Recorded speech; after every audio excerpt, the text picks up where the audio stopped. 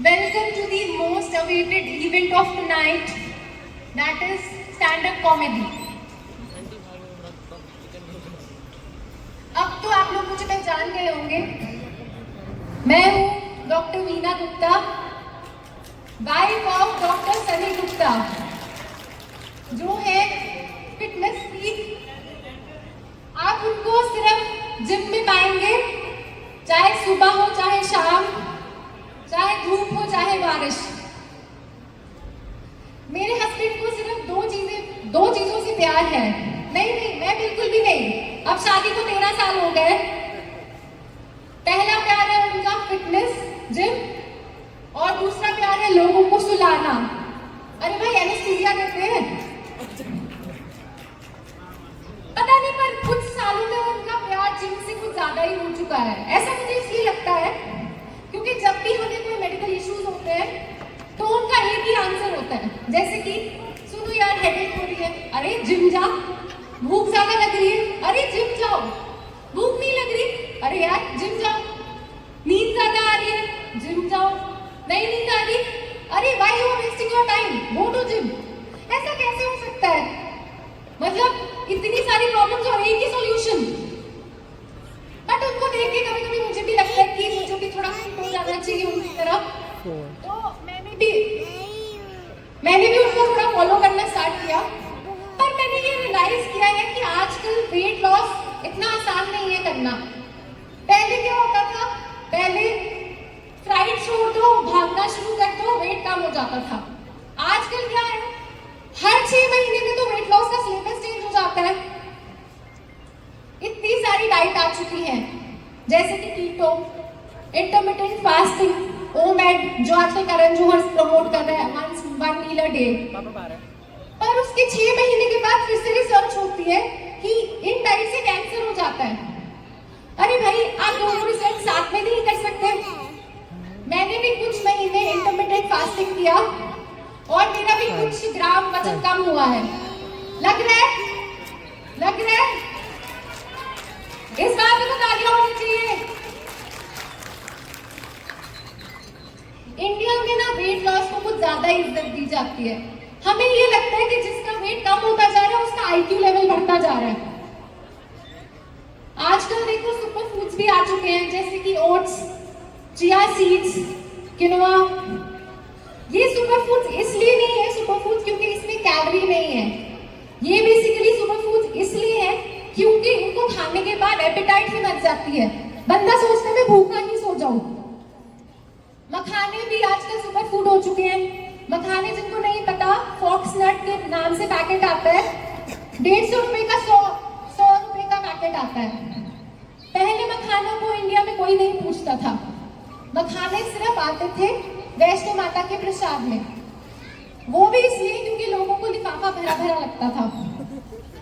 उसमें भी लोग काजू, बादाम, किशमिश खा जाते थे और मखानों को थर्मोकॉल बॉल की तरह ट्रीट करते थे। अब मखानों में भी 6 फ्लेवर आ गए हैं। मलाई का अरोड़ा आ गई है इसकी ऐड में। मखानों को भी नहीं पता चला कब वो ARK से SRK हो गया है। आजकल लोग वीगन भी हो गए हैं। वीगन सबको पता है सबको?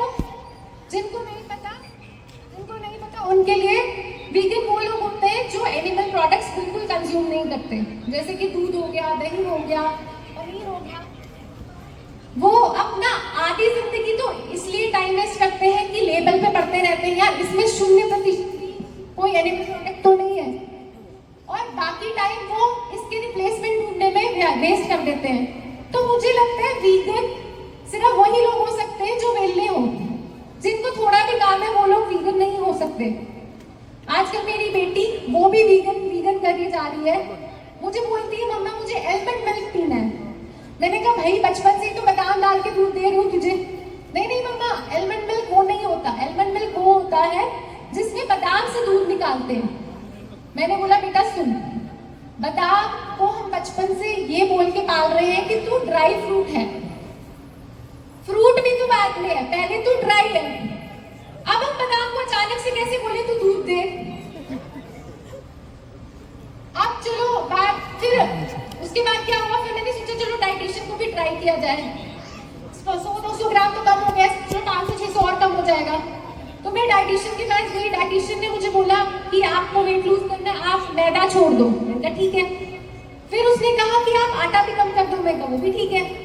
फिर उसने कहा फ्राइड तो बिल्कुल बंद कर दो, चीनी भी कम कर दो, ड्रिंक भी छोड़ दो। मैं कहा अच्छा। फिर उसने मुझे बोला कि सुबह 3 घंटे उठने के बाद चाय नहीं पीनी है आपने, क्योंकि आपको एसिडिटी हो जाती है। दोपहर को खाने के बाद भी चाय नहीं पीनी है, क्योंकि उससे ब्लोटिंग हो जाती है। शाम के बाद तो बिल्कुल नहीं पीनी है, क्योंकि उससे न्यूट्रिएंट एब्सॉर्ब नहीं होते। तो मैंने उसको बोला यार बता नस कहाँ काटूं मैं अपनी, क्योंकि जीने की तो कोई वजह नहीं। चलो अब चलते हैं मेरे फेवरेट टॉपिक की तरफ। नहीं मेडिकल नहीं, बॉलीवुड। तो बॉलीवुड और हॉलीवुड में सबको पता है बहुत अंतर है, बहुत डिफरेंसेस है। तो मेरे कुछ फ्रेंड्स थे जो अब्रॉड चले गए थे, उन्होंने मूवीज देखी Apollo 13, close encounter of third type. और हमने जब बॉलीवुड से एलियन मांगा, हेलो, हमने जब बॉलीवुड से एलियन मांगा तो हमें क्या मिला? जादू? जादू नहीं, धोखा, फरेब। एक छोटा नीला खजूर जिसके सर में लाइट है, अरे जिसके सर में लाइट है। राकेश रोशन ने एलियन बुलाया। ये 2003 की बात है, जब हमारे पास फ्लिपकार्ट भी नहीं था, और राकेश रोशन ने गांव में एलियन बुलाया। जब उससे पूछा ये कैसे किया, तो उसने बोला विंडोज 73 के कंप्यूटर से, जो ये बोलता है Om Om Om Om Om Om Om Om, which is same as इन पंछियों को देख कर जागे हैं अरमान। ये दोनों ट्यून एक ही है। इस आलसी आदमी ने एक ही ट्यून पे 2 गाने बना लिए हुए हैं। वैसे भी अगर आप जादू को देखेंगे किसी भी एंगल से एलियन नहीं लगता है। अगर बाय चांस, तो my God look at the alien, मैं ये बोलूंगी, मैं उसके ऊपर पाँव रखूंगी, उसका मुंह खुलेगा और मैं कचरा उसके मुंह में डालूंगी, क्योंकि मुझे तो जादू वैसा ही नजर आता है। ऐसे में जादू का कोई एम नहीं था, धरती पे आने के लिए कोई प्रायोरिटीज नहीं थी, वो धरती पे आया ही क्यों था? अरे यार कौन सा एलियन हिमाचल जाता है? अरे भाई तू एलियन है, तू यूएस के प्रेसिडेंट से मिल। अरे यार चलो कसौल चलते हैं, कुछ माहौल बनाते हैं। पर जादू जो था वही ढंग का